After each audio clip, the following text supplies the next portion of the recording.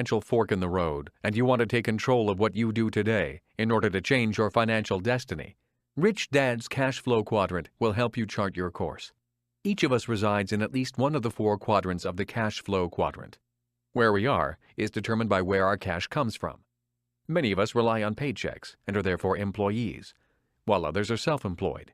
Employees and self-employed individuals reside on the left side of the Cashflow Quadrant. The right side of the Cashflow Quadrant is for individuals who receive their cash from businesses they own or investments they own. Rich Dad's Cashflow Quadrant is about the 4 different types of people who make up the world of business, who they are, and what makes individuals in each quadrant unique. It will help you define where you are in the quadrant today and help you chart a course for where you want to be in the future as you choose your own path to financial freedom. While financial freedom can be found in all 4 of the quadrants, the skills of a B, business owner, or an I, investor, will help you to reach your financial goals more quickly. A successful E, employee, should also become a successful I, investor. This program is the second in the Rich Dad, Poor Dad series. For those of you who may not have listened to Rich Dad, Poor Dad, it was about the different lessons my 2 dads taught me about the subject of money and life choices. One was my real dad, and the other my best friend's dad. One was highly educated, and the other a high school dropout. One was poor, and the other rich. Whenever I was asked the question, "What do you want to be when you grow up?" my highly educated but poor dad always recommended, "Go to school, get good grades, and then find a safe, secure job." Poor Dad was recommending that I choose to become either a high-paid employee or a high-paid S, self-employed, such as a medical doctor, lawyer, or accountant. My poor dad was very concerned about a steady paycheck, benefits, and job security. My rich but uneducated dad, on the other hand, offered very different advice. He recommended, go to school, graduate, build businesses, and become a successful investor. This audio program is for people who are ready to change quadrants. It is for people who are ready to move beyond job security and begin to achieve financial security. It is not an easy life's path, but the prize at the end is worth the journey. It is the journey to financial freedom. Rich Dad told me a simple story when I was 12 years old that has guided me to great wealth and financial freedom. It was Rich Dad's way of explaining the difference between the left side of the cash flow quadrant, the E, employee, and S, self-employed quadrants, from the right side, or the B, business owner, and I, investor quadrants. It goes, once upon a time there was this quaint little village.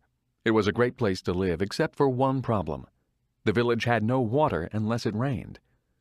To solve this problem once and for all, the village elders decided to put out to bid the contract to have water delivered to the village on a daily basis.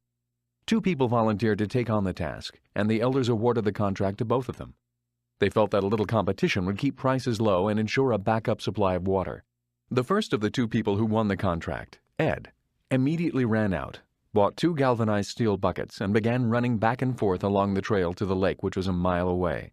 He immediately began making money as he labored morning to dusk, hauling water from the lake with his 2 buckets. He would empty them into the large concrete holding tank the village had built. Each morning, he had to get up before the rest of the village awoke to make sure there was enough water for the village when it wanted it. It was hard work, but he was very happy to be making money and for having one of the 2 exclusive contracts for this business. The second winning contractor, Bill, disappeared for a while. He was not seen for months, which made Ed very happy since he had no competition. Ed was making all the money. Instead of buying 2 buckets to compete with Ed, Bill had written a business plan, created a corporation, found 4 investors, employed a president to do the work, and returned 6 months later with a construction crew. Within a year, his team had built a large-volume stainless steel pipeline which connected the village to the lake. At the grand opening celebration, Bill announced that his water was cleaner than Ed's water. Bill knew that there had been complaints about dirt in Ed's water. Bill also announced that he could supply the village with water 24 hours a day, 7 days a week. Ed could only deliver water on the weekdays. He did not work on weekends. Then Bill announced that he would charge 75% less than Ed did for the higher quality and more reliable source of water. The village cheered and ran immediately for the faucet at the end of Bill's pipeline. In order to compete, Ed immediately lowered his rates by 75%, bought 2 more buckets, added covers to his buckets, and began hauling 4 buckets each trip. In order to provide better service, He hired his 2 sons to give him a hand for the night shift and on weekends. When his boys went off to college, he said to them, "Hurry back, because someday this business will belong to you." For some reason, after college, his 2 sons never returned. Eventually, Ed had employees and union problems. The union was demanding higher wages, better benefits, and wanted its members to only haul 1 bucket at a time. Bill, on the other hand, realized that if this village needed water, then other villages must need water too. He rewrote his business plan and went off to sell his high-speed, high-volume, low-cost, and clean water delivery system to villages throughout the world. He only makes a penny per bucket of water delivered, but he delivers billions of buckets of water every day. Regardless if he works or not, billions of people consume billions of buckets of water, and all that money pours into his bank account. Bill has developed a pipeline to deliver money to himself as well as water to the villages. Bill lived happily ever after, and Ed worked hard for the rest of his life and had financial problems forever after. The end. This story of Bill and Ed has guided me for years. It has assisted me in my life's decision-making process. I often ask myself, am I building a pipeline or hauling buckets? And am I working hard or am I working smart? The answers to those questions have made me financially free, and financial freedom is what this program is about. I've divided this program into 3 sections. In the first part, I will explore the differences between people in the 4 quadrants. The next section is about personal change and identifies whom you have to be instead of what you have to do. The last section of this program will define the 7 steps that you can take on your path to change. Along the way, I will share more of my Rich Dad secrets and help you choose your own path to financial freedom. Why don't you get a job? In 1985, my wife Kim and I were homeless. We were unemployed and had little money left from our savings. Our credit cards were exhausted, and we lived in an old brown Toyota with reclining seats that served as beds. At the end of 1 week, the harsh reality of who we were, what we were doing, and where we were headed began to sink in. Our homelessness lasted for another 2 weeks. A friend, when she realized our desperate financial situation, offered us a room in her basement. We lived there for 9 months. When friends and family were informed of our plight, the first question was always, "Why don't you get a job?" At first we attempted to explain, but in most instances we failed to clarify our reasons. To someone who values a job, it is difficult to explain why you might not want a job. Occasionally we did a few odd jobs and earned a few dollars here and there, but we did that only to keep food in our stomachs and gas in the car.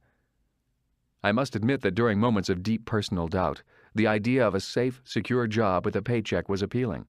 But because job security was not what we were looking for, we kept pushing on, living day to day, on the brink of the financial abyss.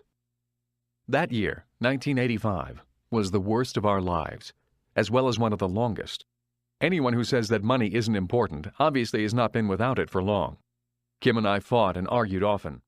Fear, uncertainty, and hunger shortens the human emotional fuse, and often we fight with the person who loves us the most. Yet, love held the 2 of us together, and our bond as a couple grew stronger because of the adversity. We knew where we were going. We just did not know if we would ever get there. We knew we could always find a safe, secure, high-paying job. Both of us were college graduates with good job skills and solid work ethics. But we were not going for job security. We were going for financial freedom. In 1989, we were millionaires. Although financially successful in some people's eyes, we still had not reached our dreams. By then, we never had to work again for the rest of our lives. Barring any unforeseen financial disaster, we were both financially free. Kim was 37 and I was 47. It doesn't take money to make money. I often hear people say it takes money to make money. I disagree. We had no money when we started, and we were in debt. It also does not take a good formal education. Many successful people have left school without receiving a college degree. People such as Thomas Edison, Henry Ford, Bill Gates, Ted Turner. So what does it take? My answer? It takes a dream, a lot of determination, a willingness to learn quickly, and the ability to use your God-given assets properly and to know which sector of the cash flow quadrant to generate your income from. Which quadrant do you generate your income from? Rich Dad's cash flow quadrant represents the different methods by which income or money is generated. For example, an employee earns money by holding a job and working for someone else or a company. Self-employed people earn money working for themselves. A business owner owns a business that generates money, and investors earn money from their various investments. In other words, money generating more money. Different methods of income generation require different frames of mind, different technical skills, different educational paths, and different types of people. Different people are attracted to different quadrants. You can earn income in all 4 quadrants. Most of us have the potential to generate income from all 4 quadrants. Which quadrant you or I choose to earn our primary income from is not so much what we learned in school. It is more about who we are at the core, our core values, strengths, weaknesses, and interests. It is these core differences that attract us to or repel us from the 4 quadrants. For example, a medical doctor could choose to earn income as an employee and join the staff of a large hospital, or work for the government, the public health service, become a military doctor, or join the staff of an insurance company needing a doctor on its staff. The same doctor could also decide to earn income as an S, self-employed, and start a private practice, setting up an office, hiring staff, and building a private list of clients. Or the doctor could decide to become a B, business owner, and own a clinic or laboratory and have other doctors on staff. The doctor probably would hire a business manager to run the organization. In this case, the doctor would own the business but not have to work in it. The doctor could also decide to own a business that has nothing to do with the medical field while still practicing medicine somewhere else. In this case, the doctor would be earning income as both an E, employee, and as a B, business owner. As an I, investor, the doctor also could generate income from being an investor in someone else's business, or in vehicles like the stock market, bond market, and real estate. The important words are generate income from. It is not so much what we do, but more how we generate income. More than anything, it is the internal differences of our core values, strengths, weaknesses, and interests that affect which quadrant we decide to generate our income from. Some people love being employees, while others hate it. Some people love owning companies but do not want to run them. Others love owning companies and also love running them. Certain people love investing, while others only see the risk of losing money. Most of us are a little of each of these characters. Being successful in the 4 quadrants often means redirecting some internal core values. Not all quadrants are equal. By knowing the different features of each quadrant, you'll have a better idea as to which quadrant or quadrants might be best for you. For example, one of the reasons I chose to work predominantly in the B, business owner, and I, investor quadrants is because of tax advantages. For most people working on the left side of the quadrant, there are few legal tax breaks available. Yet legal tax breaks abound on the right side of the quadrant. By working to generate income in these quadrants, I could acquire money faster and keep that money working for me longer without losing large chunks to pay taxes. When people ask why Kim and I were homeless back in 1985, I tell them it was because of what my rich dad taught me about money. For me, money is important, yet I did not want to spend my life working for it. That is why I did not want a job. If we were going to be responsible citizens, Kim and I wanted to have our money work for us rather than spend our lives physically working for money. That is why the cash flow quadrant is so important.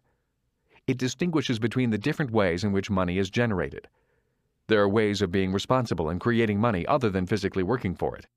But in order to embrace wealth, it is essential to understand your relation to it.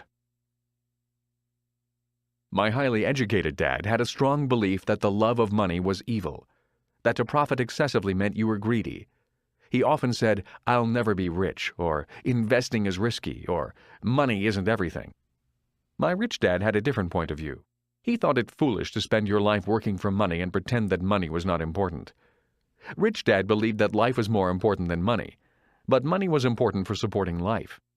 He often said, "You only have so many hours a day, and you can only work so hard. So why work hard for money? Learn to have money, and people work hard for you, and you can be free to do the things that are important." To my rich dad, what was important was to have lots of time to raise his kids, to have money to donate to charities and projects he supported, to bring jobs and financial stability to the community, to have time and money to take care of his health, and to be able to travel the world with his family. "Those things take money," said Rich Dad. "That is why money is important to me.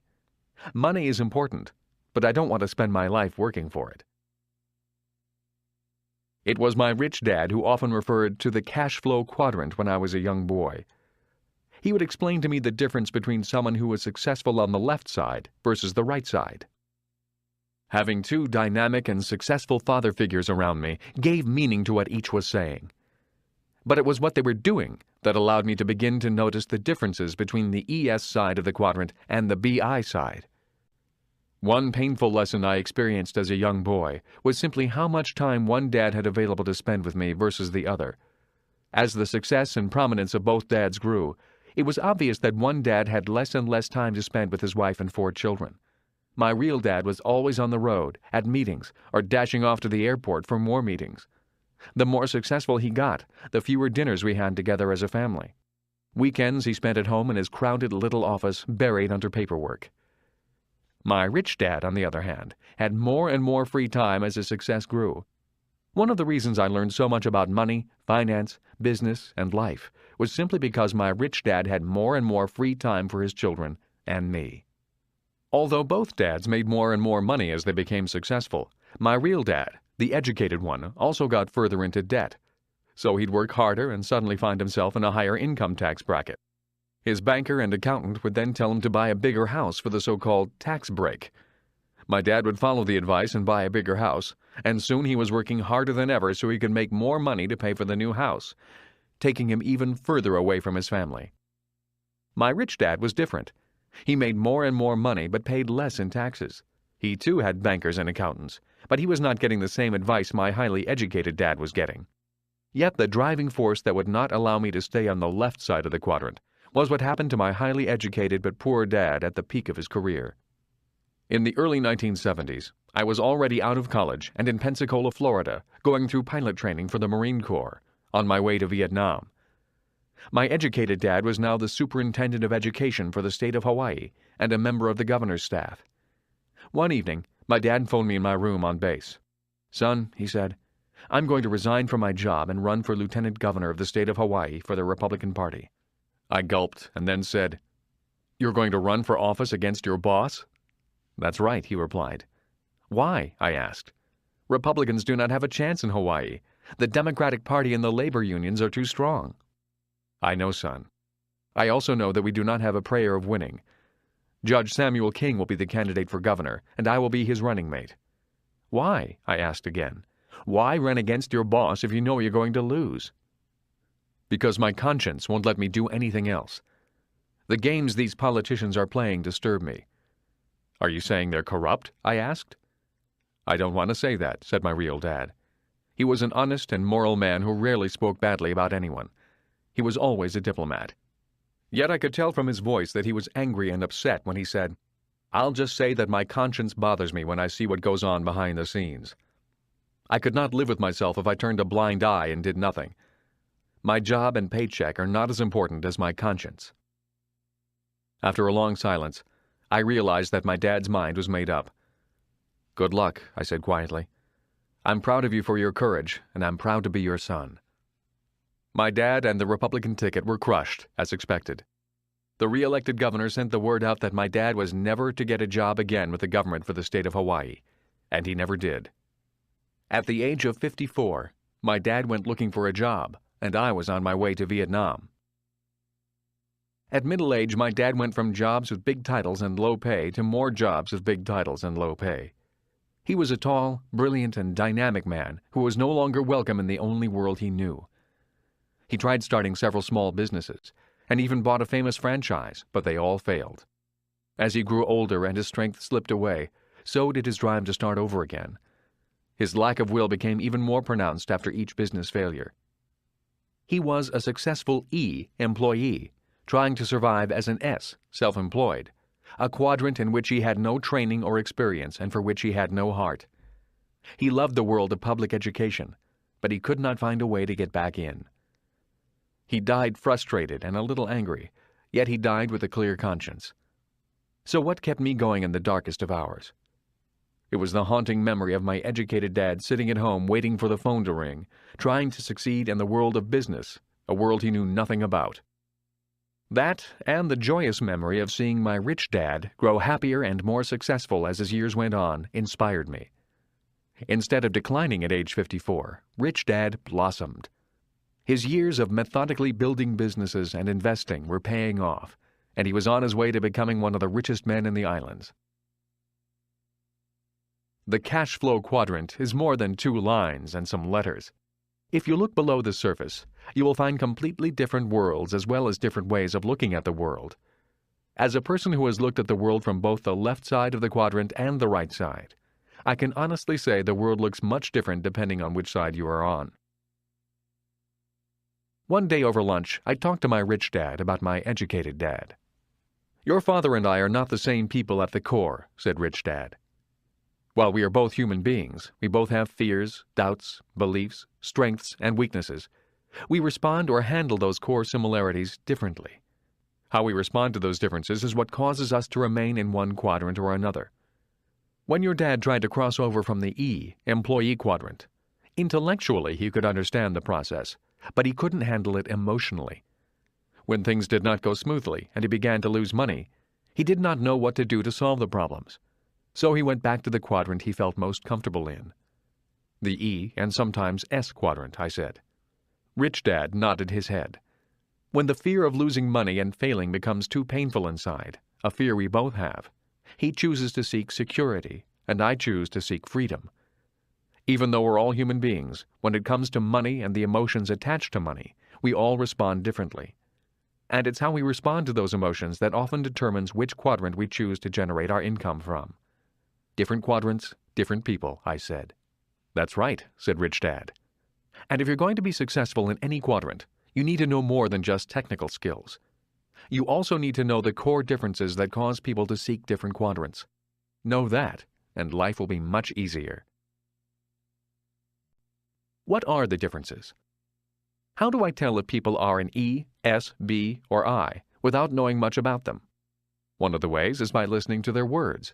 A person who comes from the E, or employee quadrant, might say, "I am looking for a safe, secure job with good pay and excellent benefits." A person who comes from the S, or self-employed quadrant, might say, "My rate is $35 per hour," or "My normal commission rate is 6% of the total price," or "I can't seem to find people who want to work and do the job right," or "I've got more than 20 hours into this project." A person operating out of the B, or business owner quadrant, might say, "I'm looking for a new president to run my company." Lastly, someone operating out of the I, or investor quadrant, might say, "Is my cash flow based on an internal rate of return or net rate of return?" Words are tools. Once my rich dad knew who the person he was interviewing was at the core, at least for that moment, he would know what that person was really looking for, what he had to offer, and what words to use when speaking to him. Rich Dad always said, words are powerful tools. If you want to be a leader of people, then you need to be a master of words. One word may excite one type of person, while that same word would completely turn off another person. For example, the word risk might be exciting to a person in the I, investor quadrant, while evoking total fear to someone in the E, employee quadrant. He would say, "Hear their words, feel their souls." Because behind the words a person chooses are the core values and core differences of that individual. When I hear the word secure or benefits, I get a sense of who the person might be at the core. The word secure is a word often used in response to the emotion of fear.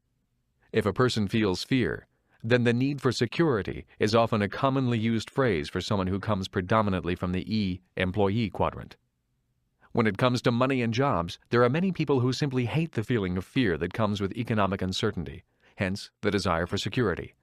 The word benefit means people would also like some kind of additional reward that is spelled out, a defined and assured extra compensation, such as a healthcare or retirement plan.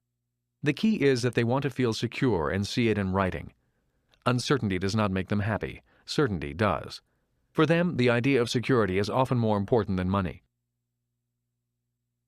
The S, self-employed, want to be their own bosses, or they like to do their own thing. Often, when it comes to the subject of money, a hardcore S, self-employed, does not like to have his or her income be dependent on other people. Those who are self-employed do not like having the amount of money they earn dictated by someone else, or by a group of people who might not work as hard as they do. They also understand that if they do not work hard, then they don't deserve to be paid much. When it comes to money, they have fiercely independent souls. So while the employee often will respond to the fear of not having money by seeking security, the S, self-employed, will often respond by taking control of the situation and doing it on their own. When it comes to fear and financial risk, they want to take the bull by the horns. In this group, you find well-educated professionals who spend years in school, such as doctors, lawyers, and dentists. Also in the S, self-employed group, are people who took educational paths other than, or in addition to, traditional school. In this group are direct commission salespeople, real estate agents, small business owners, restaurateurs, consultants, therapists, hairstylists, and artists, to name a few. Self-employed people are often hardcore perfectionists, and that is why we hire them. If you hire a brain surgeon, you want that brain surgeon to have had years of training and experience. But most importantly, you want this brain surgeon to be a perfectionist. The same goes for a dentist, hairstylist, marketing consultant, plumber, lawyer, or a corporate trainer. You, as the client hiring this person, want someone who is the best. For this group, money is not the most important thing about their work. Their independence, the freedom to do things their way, and to be respected as experts in their field, are much more important than mere money. Many S, self-employed types, are hesitant to hire and train other people because once trained, they often end up as their competition. This in turn keeps them working harder and doing things on their own. The B, business owner, can almost be the opposite of the S, self-employed. Those who are true Bs like to surround themselves with smart people from all four categories. Unlike the S, self-employed, who do not like to delegate work because no one could do it better, the true B likes to delegate. The true motto of a B is, why do it yourself when you can hire someone to do it for you, and they can do it better? Henry Ford fit this mold. My rich dad's idol was Henry Ford. He had me read books about people like Ford and John D. Rockefeller, the founder of Standard Oil. Rich Dad constantly encouraged his son and me to learn the essence of leadership and the technical skills of business. There is a science to business and leadership as well as an art to business and leadership. For me, both are lifelong studies. Leadership, Rich Dad said, is the ability to bring out the best in people. So he trained his son and me in the technical skills necessary to become successful in business. Technical skills such as reading financial statements, marketing, sales, accounting, management, production, and negotiations. And he really stressed that we learn to work with and lead people. Rich Dad always said, the technical skills of business are easy. The hard part is working with people. The difference between an S type of business and a B type of business is, those who are true Bs, business owners, can leave their business for a year or more and return to find their business more profitable and running better than when they left. In a true self-employed type business, if the S left for a year or more, the chances are there would be no business left to return to. So what causes the difference? Saying it simply, an S, self-employed, owns a job. A B, business owner, owns a system and then hires competent people to operate the system. Or, put another way, in many cases the S, self-employed, is the system. That is why they cannot leave. To be successful as a B, business owner, requires ownership or control of systems and the ability to lead people. For S's, self-employed, to evolve into B's, business owners, they need to convert who they are and what they know into a system, and many are not able to do that. Or they are often too attached to the system. Many people come to me for advice on how to start a company or ask me how to raise money for a new product or idea. I listen, usually for about 10 minutes, and within that time I can tell where their focus is. Is it the product or the system of business? In those 10 minutes, I most often hear words such as these. Remember the importance of being a good listener and allowing words to direct you to the core value of a person's soul. This is a far better product than company XYZ makes. I've looked everywhere and nobody has this product. I'll give you the idea for this product. All I want is 25% of the profits. I've been working on this product, book, music score, invention for years. These are the words of a person generally operating from the left side of the quadrant, the E, employee, or S, self-employed side. Since I need to be gentle at this time, because we are dealing with core values and ideas, at this point of the conversation, I often use the McDonald's hamburger example for clarification. I slowly ask, Can you personally make a better hamburger than McDonald's? So far, 100% of the people I've talked with about their new idea or product have said yes. At this point, I ask them the next question. Can you personally build a better business system than McDonald's? Some people see the difference immediately, and some do not. And I would say the difference is whether the person is fixated on the left side of the quadrant, which is focused on the idea of the better burger, or on the right side of the quadrant, which is focused on the system of business. I do my best to explain that there are a lot of entrepreneurs out there offering far superior products or services, but only McDonald's has the system that has served billions of burgers. The reality is, there are unlimited new ideas, billions of people with services or products to offer, millions of products, and only a few people who know how to build excellent business systems. Bill Gates of Microsoft did not build a great product. He bought somebody else's product and built a powerful global system around it. The I, investor, makes money with money. They do not have to work because their money is working for them. The I, investor quadrant, is the playground of the rich. Regardless of which quadrant people make their money in, if they hope someday to be rich, they ultimately must come to the I quadrant. It is in the I quadrant that money becomes converted to wealth.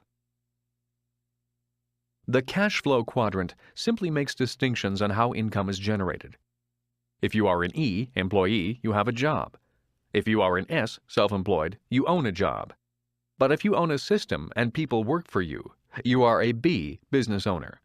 And finally, if you are an I, investor, your money works for you. A few years ago, I read an article that said most rich people received 70% of their income from investments, or the I, investor quadrant, and less than 30% from wages, or the E, employee quadrant. And if they were an E, employee, the chances were they were employees of their own corporation. For most everyone else, the poor and the middle class, at least 80% of their income comes from wages from the E, employee, or S, self-employed quadrants, and less than 20% from investments, or the I, investor quadrant. Although my wife and I were millionaires by 1989, we were not financially free until 1994. There is a difference between being rich and being wealthy. By 1989, our business was making us a lot of money. We were earning more and working less because the business system was growing without any more physical effort on our part. We still needed to convert the cash flow coming from the business into even more tangible assets that would generate additional cash flow. We had grown our business into a success, and it was time to focus on growing our assets to the point where the cash flow from all our assets would be greater than our living expenses. By 1994, the passive income from all of our assets was greater than our expenses. Then we were wealthy. The definition of wealth is the number of days you can survive without physically working, or anyone else in your household physically working, and still maintain your standard of living.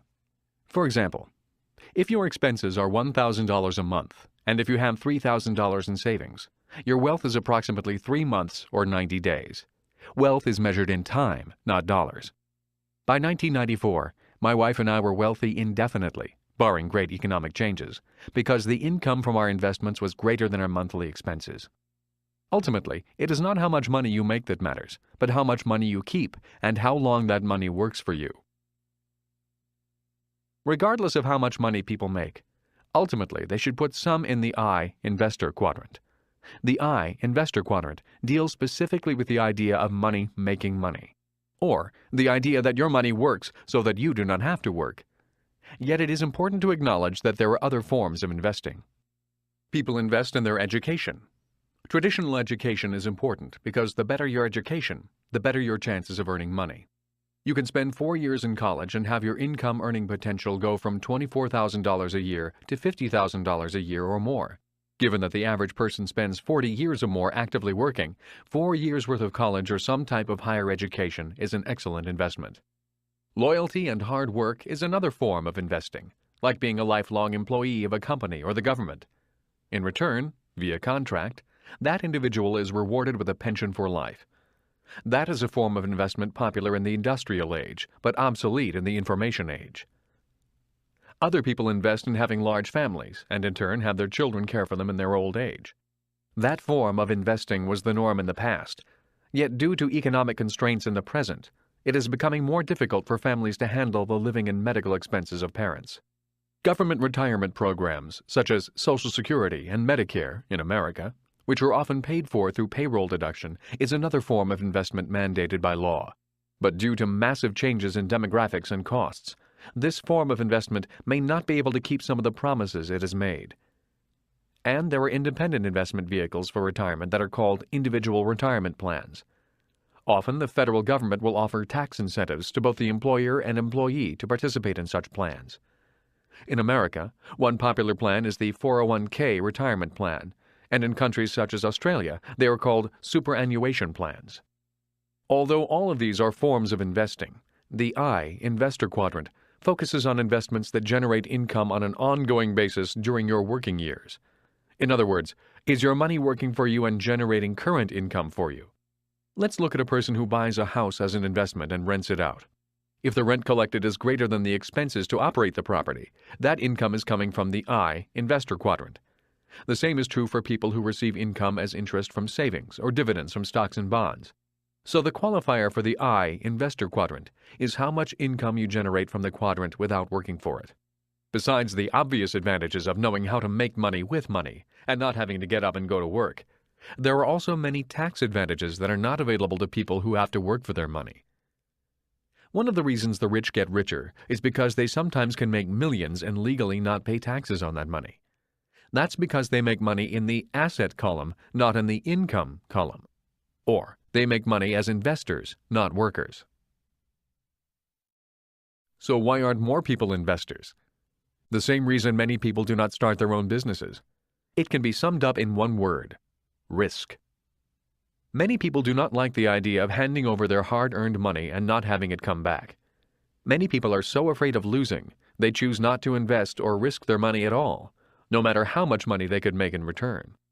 The fear of losing money seems to divide investors into four broad categories. First, people who are risk-averse and do nothing but play it safe, keeping their money in the bank. Second, people who turn the job of investing over to someone else, such as a financial advisor or mutual fund manager. Third, gamblers, for whom investing is a game of chance. And finally, investors, for whom investing is a game of skill. For the people who turn their money over to someone else to invest, investing is often a game they do not want to learn. The important thing for these individuals is to choose a financial advisor carefully. The good news about investing is that risk can be greatly minimized or even eliminated, and you can still receive high yields on your money if you know the game. It is the fear of losing money that causes most people to seek security. Yet the I, Investor Quadrant, is not as treacherous as many people think. It has its own skills and mindset. The skills to be successful in the I, Investor Quadrant, can be learned if you're willing to take the time to learn them. When I was a boy, my rich dad encouraged me to take risks with my money and learn to invest. He would always say, "If you want to get rich, you need to learn how to take risks. Learn to be an investor." At home, I told my educated dad about my rich dad's suggestion that we learn how to invest and learn to manage risk. My educated dad replied, "I don't need to learn how to invest. I have a government pension plan, a pension from the teachers' union, and Social Security benefits guaranteed. Why take risks with my money?" My educated dad believed in industrial-age pension plans, such as government employee pensions and Social Security. He was happy when I signed up for the U.S. Marine Corps. Instead of being worried that I might lose my life in Vietnam, he simply said, "Stay in for 20 years and you'll get a pension and medical benefits for life." Although still in use, such pension plans officially have become obsolete. The idea of a company being financially responsible for your retirement and the government picking up the balance of your retirement needs through pension schemes is an old idea that is no longer viable. People need to become investors. As we move from defined benefit pension plans, or what I call industrial age retirement plans, to defined contribution pension plans, or information age pension plans, the result is that you as an individual must now be financially responsible for yourself. Many people who have spent their lives avoiding financial risks are now being forced to take them. A large majority of these people, the E's, employees, and S's, self-employed, are people who by nature are security-oriented. That is why they seek secure jobs or secure careers, or start small businesses they can control. They are migrating today because of the defined contribution retirement plans to the I, Investor Quadrant, where they hope they will find security for when their working years are over. Unfortunately, the I quadrant is not known for its security. The I quadrant is the quadrant of risk. Because so many people on the left side of the cash flow quadrant come looking for security, the stock market responds in kind. That is why people who seek security use diversification as an investment strategy for not losing. It is not an investment strategy for winning. Successful or rich investors do not diversify. They focus their efforts. Learn to manage risk. It is possible to invest for high returns with low risk. All you have to do is learn how it's done. It is not hard. In fact, it's much like learning how to ride a bike. In the early stages, you may fall down, but after a while, the falling stops and investing becomes second nature, just as riding a bicycle is for most of us. The problem with the left side of the cash flow quadrant is that most people go there to avoid financial risk. Instead of avoiding risk, I recommend learning how to manage financial risk. People who take risks change the world. Too many people have come to depend on government to eliminate the risks of life. The beginning of the information age is the end of big government as we know it. Big government has just become too expensive. Unfortunately, the millions of people around the world that have come to depend upon the idea of entitlements and pensions for life will be left behind financially. The information age means we all need to become more self-sufficient and begin to grow up. The times are changing. My concern in this program is for those individuals who want to make the move from the left side of the quadrant to the right side, but don't know where to start. Anyone can make the move with the right skills and determination. Why people choose security over freedom. The primary reason many